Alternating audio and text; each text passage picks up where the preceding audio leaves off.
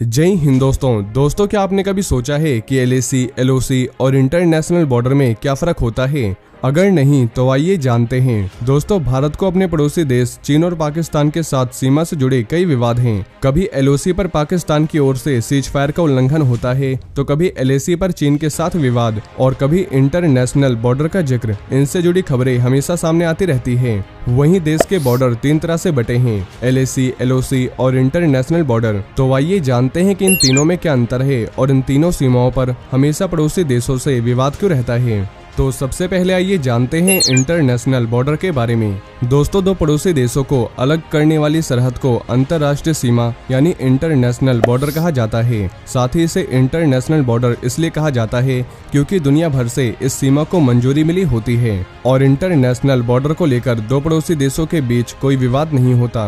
भारत की अंतर्राष्ट्रीय सीमा गुजरात के समुद्र से होकर राजस्थान, पंजाब और जम्मू तक जाती है। इंटरनेशनल बॉर्डर भारत को पाकिस्तान के कश्मीर, वाघा जैसे जगहों से अलग करती है। इसके अलावा ये म्यांमार, बांग्लादेश और भूटान के साथ भी मिलती है और एक जीरो पॉइंट है जो भारत के गुजरात और राजस्थान और पाकिस्तान के सिंध को अलग करता है। वहीं इंटरनेशनल बॉर्डर भारत और बांग्लादेश को भी अलग करता है और इसको लेकर कोई विवाद नहीं है।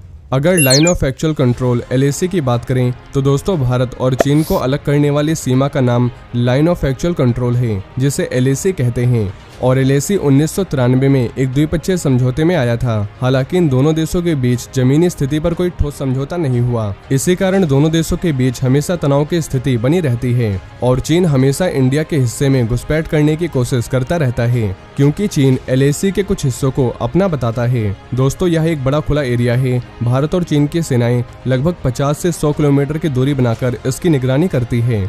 वहीं भारत एलएसी को 3488 किलोमीटर लंबा मानता है, लेकिन चीन इसे लगभग 2000 किलोमीटर लंबा मानता है। साथ ही एलएसी को 3 क्षेत्रों में बांटा गया है। लद्दाख में वेस्टर्न सेक्टर, उत्तराखंड और हिमाचल प्रदेश में सेंट्रल जोन और ईस्टर्न एरिया जो अरुणाचल प्रदेश और सिक्किम तक फैला है। और मौजूदा समय में भी दोनों देशों के बीच एलएसी को लेकर विवाद जारी है। तो अब आइए जानते हैं लाइन ऑफ कंट्रोल एलओसी के बारे में। दोस्तों, लाइन ऑफ कंट्रोल एलओसी केंद्र शासित प्रदेश जम्मू कश्मीर के कुछ हिस्सों को भारत और पाकिस्तान के बीच बांटती है। एलओसी की लंबाई लगभग 776 किलोमीटर है। लाइन ऑफ कंट्रोल दो देशों के बीच मिलिट्री समझौते के तहत आधिकारिक तौर पर डिटरमाइंड की गई सीमा है। साल 1947 में बंटवारे के बाद ये लाइन अस्तित्व में आई थी। इसके बाद 1948 में एलओसी यानी एक लाइन ऑफ कंट्रोल को शुरू किया गया। साल 1971 के वॉर के बाद भारत और पाकिस्तान के बीच शिमला समझौता हुआ, जिसमें दोनों देशों ने औपचारिक तौर पर एलओसी को स्वीकार किया। दोस्तों, एलओसी कोई आधिकारिक सीमा नहीं है, लेकिन ये मिलिट्री कंट्रोल वाला वह हिस्सा होता है जो विवादित हिस्सों से दूर रहता है, लेकिन फिर भी पाकिस्तान की तरफ से घुसपैठ की कोशिश जारी रहती है।